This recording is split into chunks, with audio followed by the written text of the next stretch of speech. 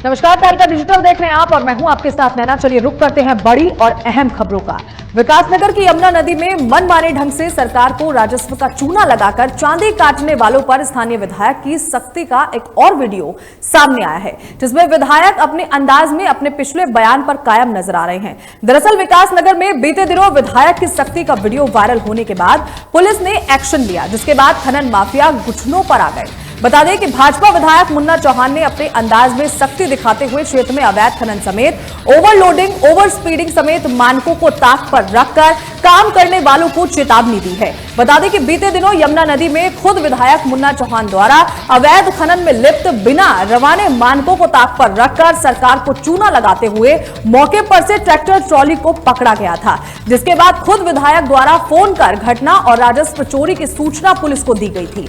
वहीं इस मामले का संज्ञान लेते हुए पुलिस के उच्च अधिकारियों द्वारा ड्यूटी में लापरवाही बरतने पर बाजार चौकी इंचार्ज वैभव गुप्ता समेत 2 पुलिस कर्मियों को भी निलंबित किया गया, जिसके बाद एक्शन मोड में आई पुलिस ने क्षेत्र की नदियों का सीना चीरकर अवैध खनन करने वाले खनन माफियाओं पर ताबड़तोड़ एक्शन लेते हुए बड़े पैमाने पर खनन माफियाओं के वाहनों पर कार्रवाई की।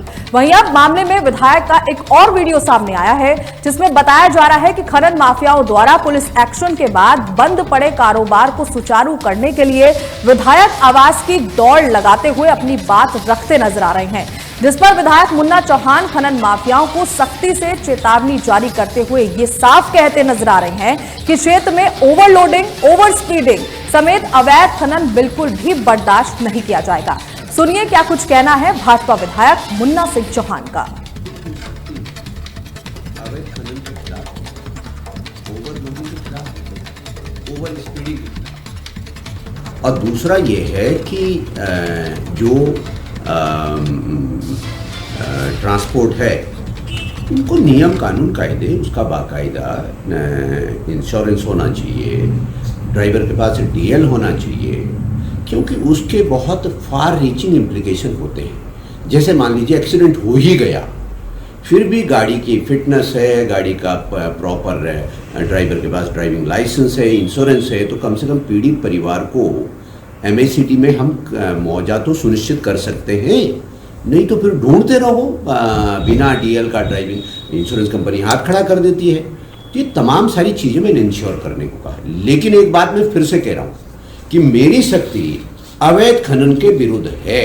जो लोग नियम कानून कायदे का पालन करते हैं, प्रॉपर रवाना रखते हैं, प्रॉपर रॉयल्टी देते हैं, वन विभाग का कोई चौकी पड़ती है तो उसका ट्रांजिट परमिट करते हैं, और ओवरलोडिंग नहीं करते, ओवर स्पीडिंग नहीं करते, ड्राइवर के पास प्रॉपर डॉक्यूमेंट्स है, डीएल है, फिटनेस है, इंश्योरेंस है, उनको क्यों रोकेंगे? उन्हीं के चलने के लिए तो सरकार ने सड़कें बनाती है, बेहतर से बेहतर इंफ्रास्ट्रक्चर तैयार करती है। हम भी जानते हैं कि बाकायदा इन्हीं सब खनिज की आवश्यकता होती है, निर्माण सामग्री के रूप में यही कंज्यूमर के लिए ज़रूरत होती है, उनको सस्ता मिल सके, ये इस बात के लिए प्रयास होते हैं। लेकिन एक बात मैं दोहरा करके कह रहा हूँ, अवैध खनन में किसी भी कीमत पर नहीं होने दूंगा। ओवर स्पीडिंग में किसी भी कीमत पर होगी तो सख्ती बरती जाएगी। ये बात मैं दोहरा करके कह रहा हूँ, कम से कम औरों की कोई किसी की गारंटी नहीं लेता, मुझे कोई अनड्यू तरीके से प्रेशराइज नहीं कर सकता। सुरक्षा का सवाल है, जहां सरकार के रेवेन्यू का सवाल है, और जहां नियम कानून कायदे का सवाल है, उसका सख्ती से पालन कराया जाए। चलिए रुक करते हैं अगली बड़ी खबर का। सीएम धामी की अध्यक्षता में प्रदेश मंत्रिमंडल की बैठक में कई अहम प्रस्तावों पर मुहर लगी है। उत्तराखंड में बड़े निवेशकों के लिए पोल्ट्री फार्मिंग की नीति को मंजूरी मिली है। पहाड़ में 40%, मैदान में 20% सब्सिडी मिलेगी। प्रदेश सरकार स्वरोजगार को बढ़ावा देने, मुर्गी पालन में निवेश बढ़ाने और छोटे काम धंधे शुरू करने के लिए सब्सिडी देगी।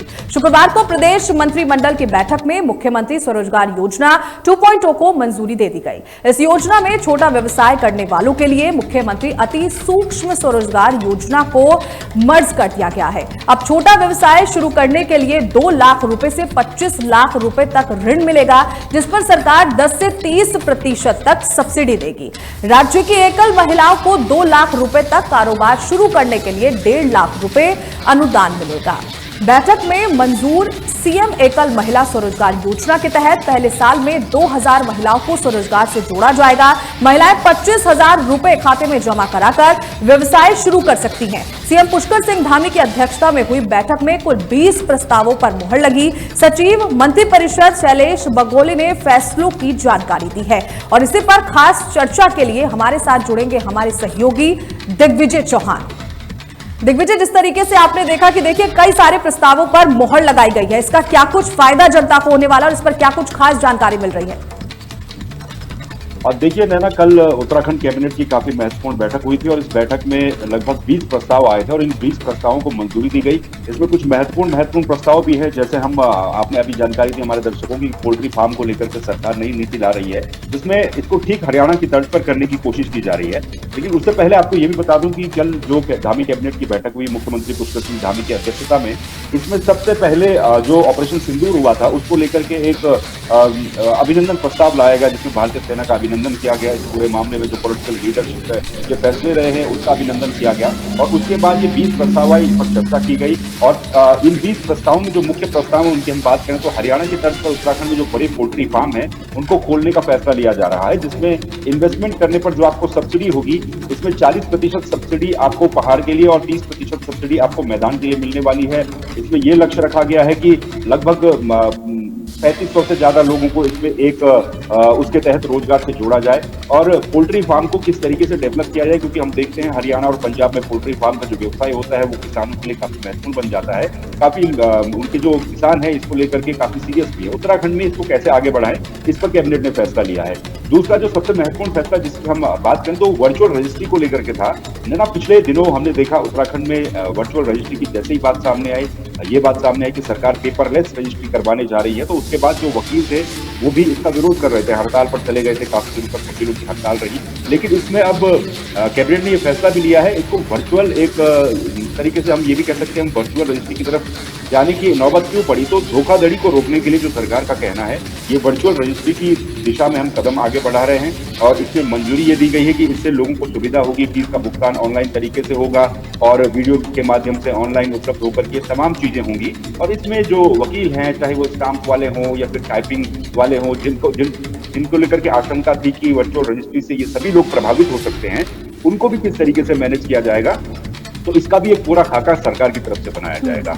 तीसरा हम अगर बात करें तो महत्वपूर्ण फैसला एक चारधाम यात्रा को लेकर के था। चारधाम यात्रा में पिछली बार जिस तरह की अव्यवस्थाएं सामने आई थी, हर बार कुछ न कुछ व्यवस्थाएं ऐसी रहती है ना जो छूट जाती हैं। ऐसे में चारधाम यात्रा सुव्यवस्थित ढंग से चले, उसके लिए मुख्यमंत्री ने पहले ही घोषणा कर दी थी कि हम इसके लिए एक परिषद का या फिर एक किसी तीर्थाटन परिषद का गठन करने जा रहे हैं और उसी गठन को कैबिनेट ने कल मंजूरी भी दी है। कैबिनेट में जो चारधाम यात्रा धर्मस्व तीर्थाटन परिषद है इसको मंजूरी दे दी गई है। अब देखना ये होगा कि इसका स्वरूप कैसे होगा।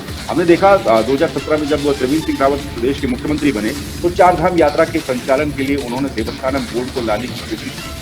जैसे ही देवस्थानम बोर्ड अस्तित्व में आने की बात हुई वैसे ही इसका विरोध तीर्थ पुरोहितों के द्वारा, जो चार धाम के हकूकधारी हैं उनके द्वारा किया गया। अब यहाँ देखना यह भी दिलचस्प है कि इसका खाका, इसका स्ट्रक्चर कैसे होगा, किस तरीके से ये काम करेगा, क्योंकि बात तो वही बनती है चाहे देवस्थानम बोर्ड हो या फिर कोई दूसरा परिषद, आप उसका नाम चेंज करके रख लीजिए, लेकिन उसके अंदर उसका स्वरूप कैसा होगा ये भी देखना बड़ा दिलचस्प होगा। और इसके गठन को भी मंजूरी मिल गई है। न सिर्फ जो चारधाम यात्रा है, अगर हम इस धर्मस्व परिषद की बात करें तो इसमें क्योंकि नंदा देवी राजजात काफी महत्वपूर्ण राजजात होती है, अगले साल उसका भी आयोजन होना है, तो वो भी इसके अंदर आ जाएगी। पूर्णागिरी की यात्रा होती है, इसके अलावा बाकी आदि कैलाश की यात्रा होती है। तो ये तमाम जो धार्मिक यात्राएं उत्तराखंड में चलती हैं, इन सबको एक अम्ब्रेला के नीचे लाने की जो कोशिश की जा रही है वो इस जो तीर्थाटन और धर्मस्व परिषद है इसके द्वारा की जाएगी। तो ये महत्वपूर्ण फैसले थे जो कैबिनेट ने लिए हैं। इसके अलावा और भी कुछ फैसले, 20 फैसले जैसे कि आपने बताया टोटल लिए गए हैं।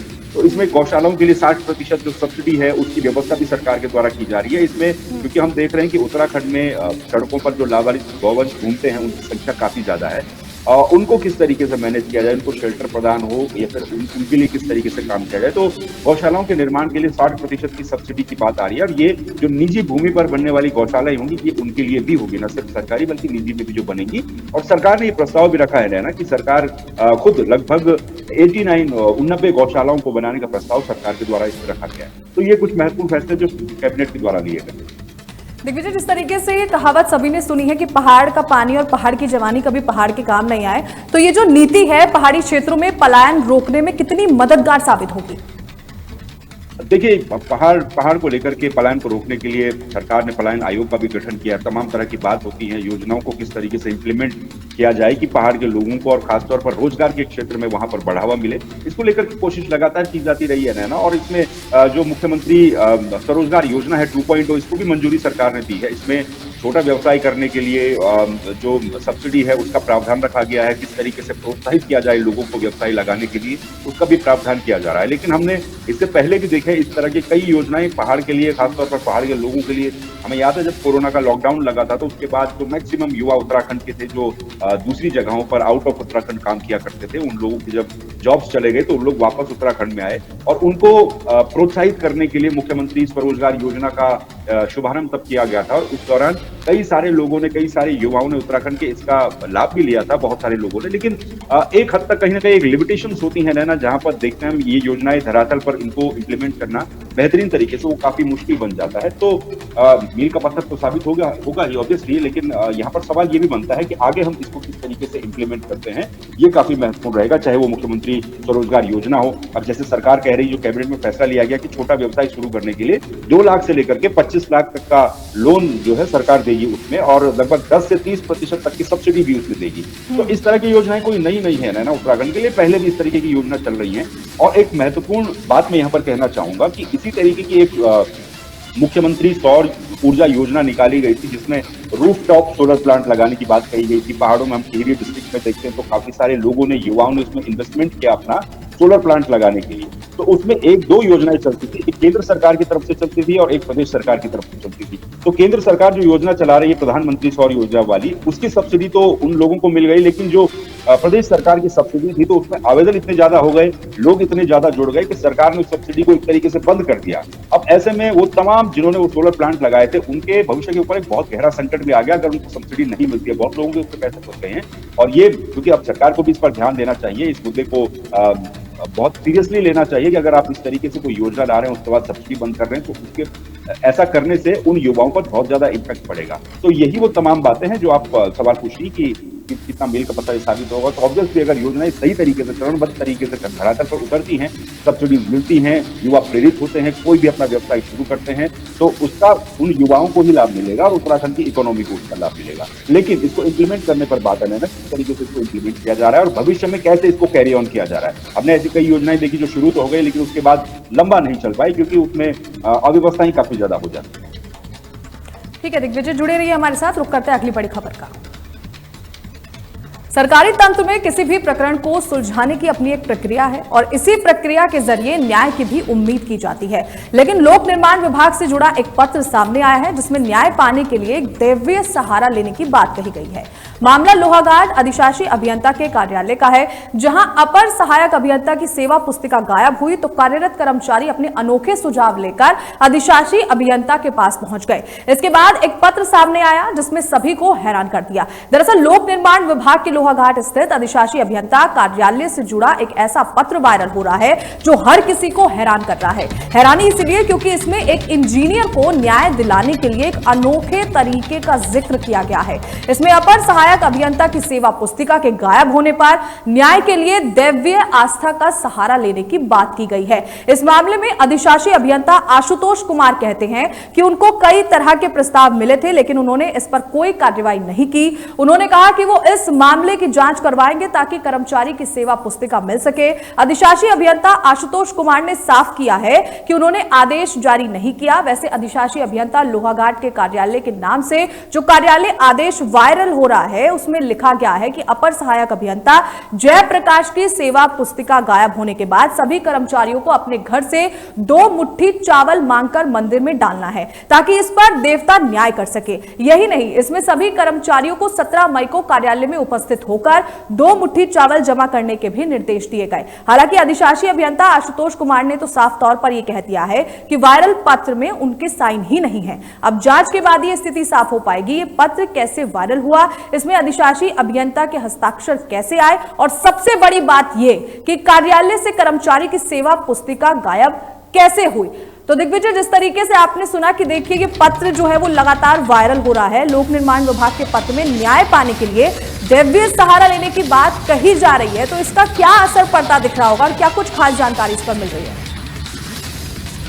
देखिए ना, क्योंकि उत्तराखंड को हम देवभूमि कहते हैं, तो एक तरीके से यहाँ पर जो दैवीय आस्था है उसके कई सारे स्वरूप होते हैं और उसमें किसी को कोई दिक्कत नहीं है, क्योंकि यही एक इसी से जुड़ी हुई ये दैवीय आस्था है कि भाई देवता के पास जाते हैं न्याय के लिए, चावल लेकर के जाते हैं, उसमें आपकी अगर कोई समस्या है तो उसको लेकर के देवता के पास जाने का एक परंपरा काफी समय से चली आ रही है। लेकिन ये सब चीजें सामान्य आम जनजीवन में तो चलती हैं, लेकिन अगर कोई सरकारी विभाग में इस तरह की बातें सामने आ रही है, बकायदा सरकारी पत्र में ये लिखा जा रहा है, ये सब बातें लिखी जा रही है, तो वो अपने आप में हास्यास्पद तो है ही, लेकिन ये भी दिखाता है ना कि कितनी बड़ी ये लापरवाही पीडब्ल्यूडी विभाग की तरफ से की जा रही है और कितना ये बहुत इसको क्या ही कहा जाए, एक तरीके से हास्यास्पद ही हम इसे कहेंगे कि एक सरकारी पत्र आप निकाल रहे हैं, उसमें उत्तराखंड सरकार का लोगो है, पत्रांक संख्या है।